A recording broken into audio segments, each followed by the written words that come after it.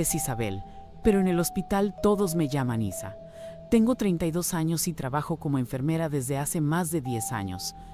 Mi vida gira en torno a mi trabajo en un hospital aquí en la Ciudad de México. Desde niña, siempre tuve un gran deseo de ayudar a las personas, y ser enfermera me da esa oportunidad a diario. Mi madre también era enfermera, por lo que siento que esta vocación está en la sangre. Pero, por supuesto, es una profesión agotadora, especialmente en el turno nocturno. Mi rutina comienza a las 19:00 y termina a las 7:00 de la mañana. En la UCI, cada noche es una batalla. No hay espacio para errores. He vivido muchas situaciones difíciles allí. He perdido pacientes que se convirtieron en seres queridos, y eso duele mucho, pero debemos seguir adelante, porque otros pacientes nos necesitan. Esa noche, comencé el turno como siempre, haciendo rondas en la UCI, revisando a los pacientes, ajustando medicamentos y asegurándome de que todo estuviera en orden. Mientras revisaba los expedientes, noté a un hombre acostado en la cama 13. Estaba conectado a varios aparatos, pero parecía estable. Me pareció extraño porque no recordaba haber recibido un paciente nuevo esa noche. Mi primera reacción fue revisar su expediente en el sistema. No había nada, ni nombre, ni historial, ni registro de ingreso. Pensé que podría ser un error en el sistema. Llamé a la doctora Mariana, que estaba de turno conmigo, para verificar. Ella también se mostró confundida. Comprobamos los registros de ingreso y llamamos a recepción, pero nadie sabía nada de él. Aún así, era nuestra responsabilidad cuidar al paciente. Examinamos al hombre, verificamos los signos vitales y ajustamos los aparatos. Estaba estable, pero la ausencia de cualquier información era inquietante. Decidimos monitorearlo de cerca y esperar hasta la mañana para investigar mejor con la administración. En los días siguientes, mi sensación de que algo no estaba bien solo aumentó. Todas las noches, durante mis rondas, él estaba allí, siempre igual, inmóvil y silencioso. La doctora Mariana y yo seguíamos cuidando de él, pero mis compañeros parecían no notar nada. Pablo, el enfermero del turno de la mañana, me aseguró que nunca vio a nadie en la cama 13. Luisa, mi compañera en el turno de la noche, también decía que no notaba nada extraño. Era como si solo yo pudiera sentir el peso de esa situación. La angustia fue creciendo hasta que decidí investigar por mi cuenta.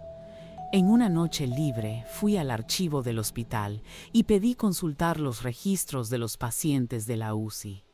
El encargado, el señor Carlos, estuvo reacio, pero finalmente me permitió revisar. Pasé horas revisando documentos, pero no encontré nada sobre el hombre de la cama 13. Cansada y frustrada, fui a la sala de descanso para tomar un café. Fue entonces cuando encontré a doña Amelia, una enfermera jubilada que estaba visitando el hospital. Cuando le conté sobre el paciente misterioso, se puso pálida. Doña Amelia me contó que años atrás hubo un paciente en la cama 13 llamado Miguel. Había sufrido un accidente grave y, a pesar de los esfuerzos médicos, terminó falleciendo. Sin embargo, se decía que cosas extrañas empezaron a suceder en esa cama después de su muerte. Algunos creían que su espíritu aún rondaba por el hospital. Regresé a casa esa noche con la cabeza llena de preguntas. Necesitaba respuestas. En mi siguiente turno, me dirigí a la cama 13 determinada a enfrentar al paciente. Cuando llegué allí, él estaba igual, con esa mirada vacía. Intenté hablar con él, pero no respondió. Entonces decidí regresar al archivo y buscar más información. Finalmente, encontré el expediente de Miguel. Allí estaban todos los detalles del accidente y su muerte. Lo más aterrador era la foto. Era el mismo hombre que veía todas las noches en la cama 13. Con el expediente en mano, volví a la UCI. Le mostré la foto y le pregunté qué quería.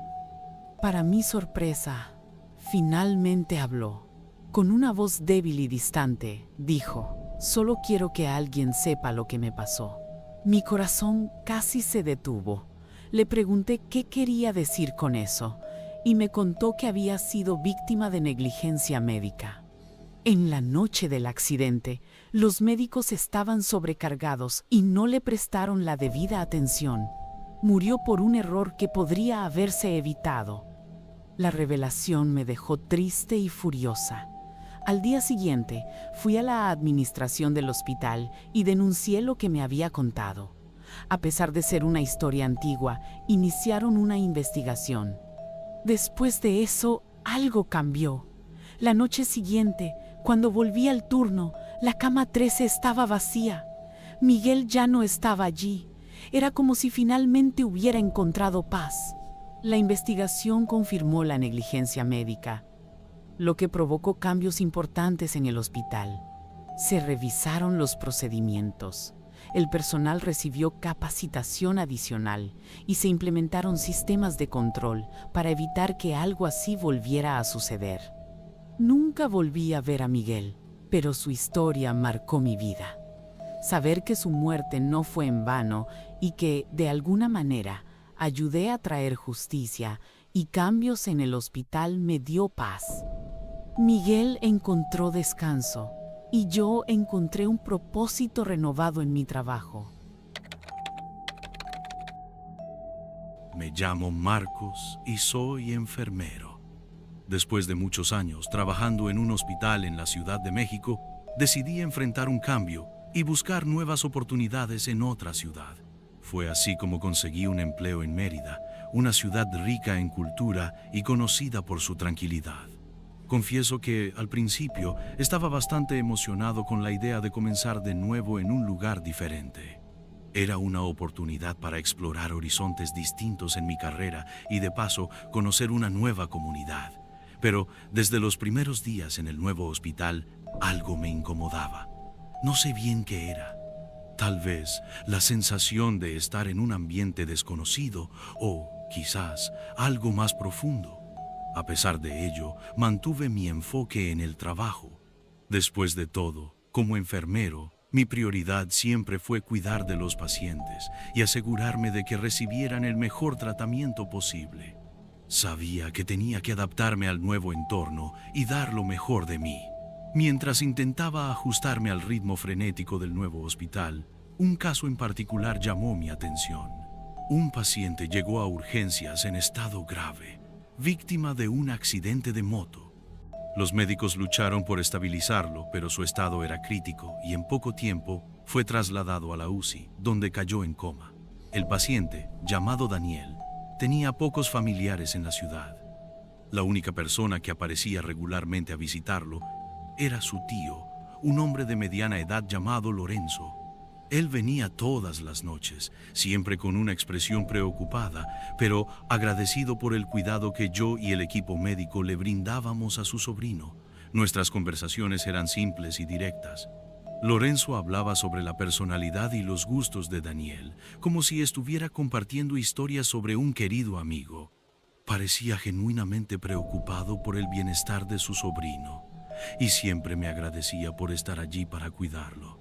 Al principio, nada parecía fuera de lo común. Después de todo, era natural que un pariente cercano estuviera presente para apoyar a un ser querido en una situación tan delicada. Sin embargo, a medida que pasaban las noches y Daniel seguía en coma, comencé a notar algo extraño en las visitas de Lorenzo. Algo no estaba bien, pero no lograba identificar qué era. A medida que los días se convertían en semanas y Daniel permanecía en su estado de coma, las visitas de Lorenzo se volvían cada vez más frecuentes e intensas. Él llegaba al hospital siempre a la misma hora, con una expresión de ansiedad que no pasaba desapercibida. En una noche particularmente oscura, mientras revisaba los signos vitales de Daniel, Lorenzo se acercó a mí con una mirada preocupada. «Marcos, tienes que prometerme que lo cuidarás bien», dijo Lorenzo. su voz sonando más urgente de lo habitual. Asentí, sin comprender completamente la gravedad de sus palabras. Claro, Lorenzo, estamos haciendo lo mejor posible para asegurarnos de que reciba el mejor tratamiento posible. Lorenzo me miró fijamente por un momento, como si estuviera evaluando si podía confiar en mí. Yo sé que puedo confiar en ti, Marcos. Eres la única esperanza que tenemos. Sus palabras me dejaron perplejo, pero antes de que pudiera hacerle alguna pregunta, Lorenzo se alejó rápidamente, como si estuviera huyendo de algo que lo atormentaba. Esa noche, mientras reflexionaba sobre ese extraño intercambio de palabras con Lorenzo, una sensación de inquietud se instaló en mi pecho. ¿Qué quiso decir con única esperanza? ¿Y por qué me sentía tan incómodo en su presencia? Una noche, cuando estaba en la sala de cuidados intensivos, me sorprendió un murmullo agitado proveniente de la cama de Daniel. Corrí hacia allí y vi los monitores mostrando signos de actividad inusual. Daniel estaba moviendo los miembros, los ojos se movían bajo los párpados cerrados. Llamé inmediatamente al equipo médico y pronto todos estaban alrededor de la cama de Daniel, observando con anticipación. Y entonces, como si despertara de un sueño profundo, Daniel abrió los ojos. Fue un momento de alivio y shock. Después de todo, Daniel había estado en coma durante semanas y su recuperación era un verdadero milagro. Pero mientras Daniel comenzaba a adaptarse a la realidad, había algo que destacaba. Las visitas de Lorenzo cesaron por completo. Durante todo el tiempo que Daniel estuvo en coma, Lorenzo aparecía religiosamente todas las noches para visitarlo. Sin embargo, desde el momento en que Daniel despertó, Lorenzo desapareció por completo. Su ausencia dejó un vacío extraño y perturbador, como si una presencia familiar se hubiera cortado abruptamente. Mientras el equipo médico seguía monitoreando a Daniel de cerca, no podía dejar de pensar en lo que había sucedido con Lorenzo. Después de la extraña desaparición de Lorenzo, sentí que necesitaba hablar con Daniel sobre la ausencia de su tío. Mientras hacía mi ronda matutina, me acerqué a la cama de Daniel, donde él estaba sentado mirando por la ventana. «Daniel, ¿recuerdas a tu tío Lorenzo?», le pregunté, vacilante. Daniel se giró hacia mí, una expresión de melancolía cruzando su rostro. «Claro, Marcos, Lorenzo era mi tío favorito, mi mentor, siempre estuvo allí para mí». Sentí un escalofrío recorrer mi espina dorsal mientras Daniel hablaba sobre Lorenzo. «¿Sabías que él venía a visitarte todas las noches mientras estabas en coma?», le pregunté, cauteloso. Los ojos de Daniel se abrieron sorprendidos. «¿Qué? Eso no puede ser posible, Marcos. Lorenzo». La revelación de Daniel me dejó sin palabras. ¿Cómo era posible que Lorenzo estuviera apareciendo en el hospital todas las noches, conversando conmigo sobre el bienestar de Daniel, si él ya estaba muerto desde hacía tanto tiempo? Mientras Daniel y yo nos enfrentábamos a la revelación sobre Lorenzo, una sensación de calma y aceptación comenzó a instalarse en nuestros corazones. A pesar del misterio y la extrañeza de las circunstancias, Daniel parecía tranquilo, como si el encuentro con su tío del más allá lo confortara de alguna manera. «Marcos, creo que mi tío vino del más allá para asegurarse de que estuviera bien», dijo Daniel, con una sonrisa tierna en los labios. «Siempre fue muy protector, incluso después de partir». Esas palabras resonaron en mi mente, y una sensación de paz reemplazó el miedo y la incertidumbre que sentíamos antes. Tal vez Lorenzo realmente estaba cuidando de Daniel de alguna forma, incluso después de su muerte. Conforme pasaban los días, y Daniel seguía recuperándose lentamente, el recuerdo de las visitas de Lorenzo al hospital se convirtió en un recuerdo reconfortante. Daniel recibió el alta poco después. Parecía un milagro, pero estaba completamente recuperado. Creo que las visitas del tío Lorenzo ayudaron a Daniel a recuperarse. Después de este episodio, seguí con mi vida y mi trabajo como siempre. Esta historia la compartí solo con mis amigos más cercanos, pero no lo comenté con nadie. Hola a todos. Mi nombre es Julia y soy enfermera en un hospital grande y conocido, pero por razones éticas prefiero no mencionar el nombre aquí. He trabajado en este campo durante años y en ese tiempo he vivido experiencias que jamás imaginé enfrentar. Algunas alegres, otras profundamente tristes y, confieso, algunas incluso perturbadoras. La rutina de un hospital es agotadora, pero, a pesar de todas las dificultades, me encanta lo que hago. Siempre he sentido que cuidar de personas en sus momentos más frágiles es más que un trabajo, es una misión. Aquí, en el hospital donde trabajo, los pasillos siempre están llenos, las habitaciones casi nunca están vacías y apenas tenemos tiempo para respirar entre una emergencia y otra. Mi especialidad es la UCI y puedo decir sin exagerar que es una de las áreas más desafiantes de la medicina. Tratar con pacientes en estado crítico, en situaciones donde cada segundo cuenta, es una presión constante. El sonido de las máquinas pitando, el movimiento incesante del equipo y la lucha por estabilizar a los pacientes componen el escenario que vivo todos los días. Aún así, hay momentos de alivio, como cuando vemos a un paciente mejorar o cuando logramos proporcionar dignidad en los últimos momentos de alguien. Sin embargo, hace algún tiempo, algo fuera de lo común comenzó a suceder. Al principio, parecía solo una coincidencia, nada que despertara preocupación inmediata. Los pacientes terminales, aquellos que lamentablemente ya estaban en sus últimos días, comenzaron a morir de una manera repentinamente tranquila. Estas muertes no parecían causar sufrimiento. Por el contrario, los pacientes partían como si simplemente se hubieran quedado dormidos. Al principio, nosotros, el equipo, lo consideramos una especie de bendición. Después de todo, nadie quiere ver a alguien que ya está debilitado sufrir más de lo necesario. Sin embargo, con el paso de los días y las semanas, comencé a notar un patrón. Estas muertes tranquilas se estaban volviendo cada vez más frecuentes. Era como si algo invisible estuviera ocurriendo, algo que escapaba a nuestra comprensión. Recuerdo bien una noche en particular. Estaba realizando mi rutina habitual en la UCI, revisando los monitores, ajustando medicamentos y verificando los expedientes, cuando noté que la señora Marisa, una paciente terminal de cáncer, había fallecido. El detalle que más me llamó la atención fue la expresión en su rostro. Estaba serena, casi sonriendo, como si hubiera encontrado paz. Eso, por sí mismo, no habría sido tan extraño, si no fuera porque, en esa misma semana, otros 3 pacientes terminales habían partido de la misma manera. Fue entonces cuando comencé a preguntarme, ¿sería solo una coincidencia? ¿O había algo más ocurriendo? Comenté mis sospechas con Jack, mi colega de turno. ¿Te has dado cuenta de cómo las muertes han sido tan tranquilas últimamente? Le pregunté, esperando que me llamara paranoica. Pero, para mi sorpresa, ella también lo había notado. Lo encontré raro, pero no quise comentarlo.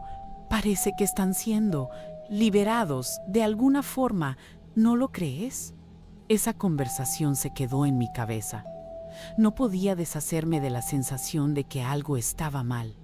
Decidí investigar más a fondo, comenzando con los expedientes de los pacientes que habían fallecido de manera tan serena. Fue entonces cuando noté algo perturbador. Todos los pacientes que habían partido de esta manera tenían algo en común. En algún momento antes de morir, habían sido atendidos por el mismo enfermero, André. André era relativamente nuevo en el equipo. Callado, reservado y extremadamente eficiente, no llamaba mucho la atención, pero siempre hacía su trabajo con dedicación. Sin embargo, a medida que seguía revisando los expedientes, Su nombre aparecía repetidamente. Era imposible ignorarlo. Se lo conté a Jackie sobre mis descubrimientos. Ella estaba tan inquieta como yo. Decidimos observar a André más de cerca, pero sin levantar sospechas.